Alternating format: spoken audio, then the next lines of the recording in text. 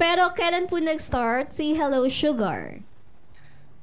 Nag-start siya nung third birthday nung anak ko.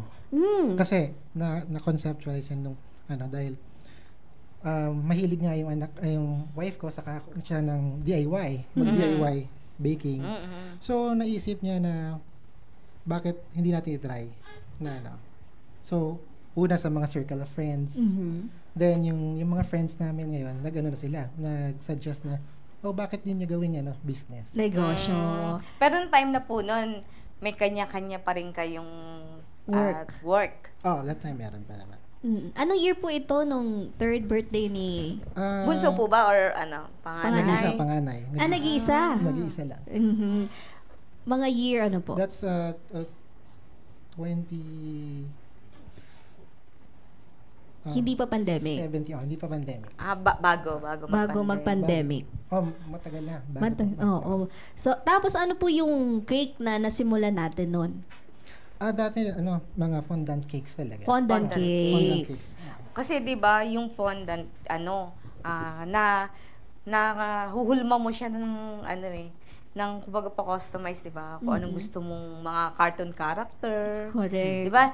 Ano yung mostly na mga orders po sa inyo? Pang anong occasion? Usually birthdays. Birthdays. Ano po, pambata? Pambata. Meron din mga pang debut. Meron din kami pang weddings. Meron din. Yung ganun po na customize, kasi di ba medyo detalyado. Ito, Sanrio. Yan, oo nga yung Sanrio. Ilang araw po ginagawa? Pag dinedesign siya, siguro at least isa't kalahating araw. Isa't kalahating araw. Yung ganyan lang po na, yung parang ganito lang. Ano po yung, height niya at saka yung diameter niya? Usually kasi in-order sa mga 6x4. Ito po, ano pong nito? This one is, ito 6x4. Ito ang 6x4. Ito is 8x5. 8x5. 8x6. Yung usual na ganito po yung in-order. Ayun. Kapag 6x4 po, magkano po siya? Ang 6x4 namin nag-start na mga 2,000. 2,000. Sa fondant po, sa fondant depende cake. Depende kasi sa design. Opo, sa fondant yes, cake sa po fondant. yun. Depende sa design. No? Kasi kung, halimbawa, grabe naman ka-detalyado yung mo, di ba? Ano po yung pinaka-mahirap na masabi yung challenging. Na-challenge talaga sa inyo nung ganun yung order nila, nung nag-order po ng fondant cake. Yung design po na napili nila. Actually, hindi naman ganun kahirap. Madali lang naman kasi bago namin simulan, pinaplano kasi namin talaga siya.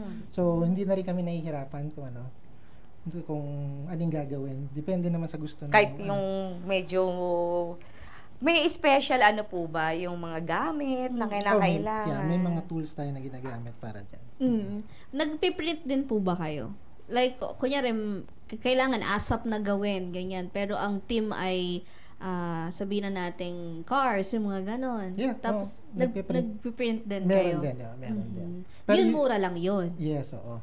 Pero usually kasi, mga gusto ng mga clients talaga, yung fondant, talagang customized talaga siya. Pati yung pong ganito, minsan madalas gusto nila may kasamang cupcake na katerno, di ba? Tapos yung mga cupcake, katerno, yung toppers ng cake. Yes. Oo. Yung mga toppers, may package po ba kayo sa ganun? Meron din gano'n, may mga packages din kami. Pero nagdidepende pa rin kung anong klase. Kung anong design. Yeah. So, yung atin pong Facebook page, ayan po, i-plug natin. So, sa mga gustong umorder sa Hello Sugar, ang Facebook page namin is Hello Sugar. Ayan, yun nasa namin. Meron din kaming Instagram account, Hello Sugar 13. 13? Then, sa... 13 dahil... Wala lang. Yeah. Para sa username. Okay po. Hello Sugar 13. Wow, ang dami magagandang... May nag-order na po Sir Andre ng yung mga fruits, di ba? Yung iba gusto... Fruit cakes? Hindi, yung mga fruits sa ibaba. Yung mga design. Meron din. Usually mga magkano? Kasi di ba mahal ang mga prutas, strawberries, medyo mahal yan. Depende sa fruits kasi seasonal din naman yun. Depende sa fruits na ilalagay. So, yung price na talaga varies. Varies talaga. Meron kayong braso de Mercedes na uso din yan, di ba? Oo, wala eh. All time Yun ang wala. all time favorite, di ba? Oo. Meron pa nga niyan eh. Braso na lang mo. Braso mo na lang. Yung iba niyan, di ba, nauso yung braso, di ba? Ah. Pero nauso rin yung ginawang cupcake niyan eh. Nakalagay sa ano lang, na braso. Oo. Oo. Siguro Para lang nakagawa kami nun once, pero ano lang. Pag magpapagawa sila, kaya po.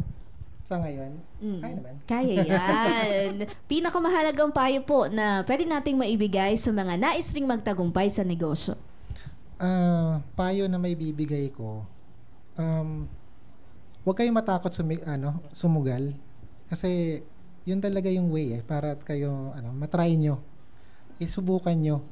Kung di nyo naman na meet yung nyo, at least na-try nyo. So malalaman nyo yung kung saan kayo nagkamali or ano yung kailangan yung baguhin. Yun, at least pagkatapos nun, gawin nyo ulit, try nyo ulit hanggang maging successful na kayo nun.